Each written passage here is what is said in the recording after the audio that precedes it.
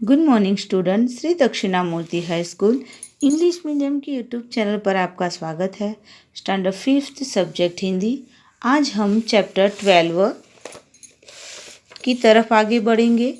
तो चैप्टर 12 परोपकारी शतपत्र बराबर दूसरों की मदद करना। पाठ के उद्देश्य है जीव मात्र के प्रति दया की भावना और संवेदनशीलता बराबर। अब हम पाठ की तरफ बढ़ेंगे।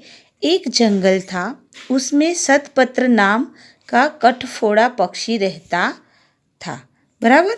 एक जंगल था, उसमें शतपत्र नाम का एक कठफोड़ा લક્કડખોદ જેને આપણે કહીએ ગુજરાતીમાં બરાબર, वुडपेकर इंग्लिश में। तो वह कठफोड़ा रहता था। वह केवल फल फूल और पत्ते ही खाता था, जबकि दूसरे कठफोड़े कीड़े मकोड़े खाते थे। यह देखकर सभी कठफोड़े हैरान होते थे। एक दिन एक कठफोड़े ने शतपत्र से कहा, अरे शतपत्र, तुम कठफोड़ा होकर भी कीड़े मकोड़े क्यों नहीं खाते? बराबर ना। तो एक कठफोड़ा ऐसा था जिसका नाम शतपत्र था।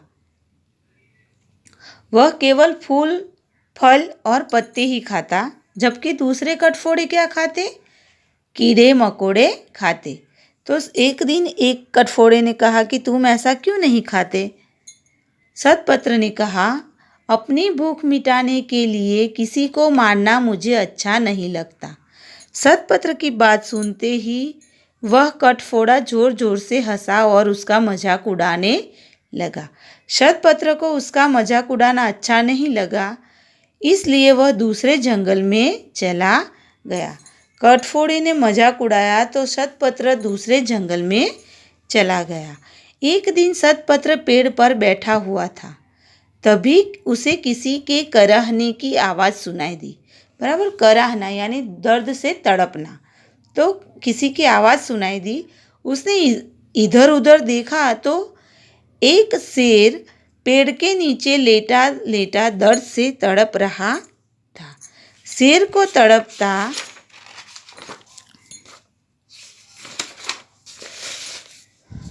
देखकर शतपत्र को उस पर दया आ गई।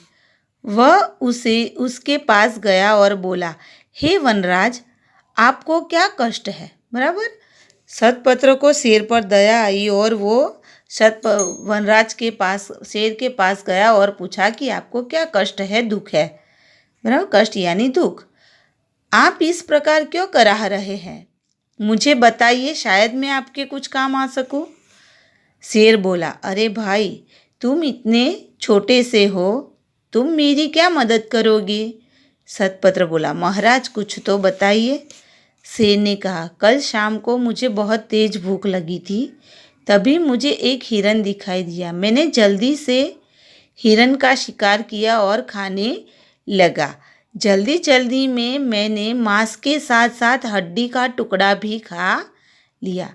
वह हड्डी का टुकड़ा मेरे गले में फंस गया है। न वह बाहर आ रहा है, न वह अंदर जा रहा है, न बाहर। उसी के कारण मैं दर्द से तड़प रहा हूँ। तो शेर ने बताया कि हिरन को खाने में, जल्दी जल्दी खाने में, वह मांस के साथ हड्डी का टुकड़ा भी खा लिया। अब वो नहीं बाहर आता और ना ही अंदर जा रहा है, और उसके कारण शेर को दर्द हो रहा है। शेर की बातें सुनकर शतपत्र सोच में पड़ गया। सोचते सोचते उसे एक उपाय सूझा। वह बोला, ठहरिए महाराज, मैं अभी एक लकड़ी का टुकड़ा लेकर आता हूँ, फिर उससे आपके गले में फंसा हड्डी का टुकड़ा बाहर निकाल दूंगा। बराबर। शतपत्र उड़कर गया और कुछ ही देर में एक लकड़ी का टुकड़ा ले आया। फिर उसने शेर को कहा कि महाराज, आप अपना मुंह खोलिए, मैं यह लकड़ी का टुकड़ा आपके दांतों के बीच में फंसा दूंगा और फिर अपनी लंबी चोंच से हड्डी के टुकड़े को निकाल दूंगा। शेर ने शतपत्र की बात मान ली। बराबर। शतपत्र ने क्या उपाय सोचा कि एक लकड़ी का टुकड़ा शेर के दांतों में फंसा देगा वो मुंह में, और फिर वो अपनी लंबी चोंच से हड्डी का टुकड़ा निकाल देगा। फिर सतपत्र ने शेर के मुंह में घुसा और उसने अपनी लंबी चोंच से हड्डी के टुकड़े को निकाल दिया। हड्डी का टुकड़ा बाहर निकलते ही शेर के गले का दर्द ठीक हो गया। शेर ने सतपत्र को धन्यवाद दिया और कहा, सतपत्र, आज तुमने मेरे गले की हड्डी का टुकड़ा निकालकर मुझ पर बहुत उपकार किया है। मैं तुम्हें हमेशा याद रखूँगा। फिर सतपत्र वहाँ से उड़कर चला गया।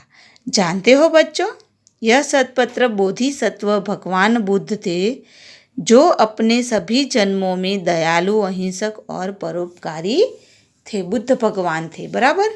तो वो अपने सभी जन्मों में दयालु, अहिंसक और परोपकारी थे। दया रखने वाले, हिंसा नहीं करने वाले और परोपकार, दूसरों पर उपकार करने वाले थे, बराबर। तो आपको अब अपने होमवर्क में क्या लिखना है कि नए शब्द और श्रुतलेख आपको 3 टाइम अपने होमवर्क में लिखने हैं। और इसकी जो एक्सरसाइज है, क्वेश्चन आंसर और दूसरी एक्सरसाइज, इसके मैं आपको पिक भिजवाऊंगी, तो आप अच्छे अक्षर में इसे लिखना। Okay, thank you.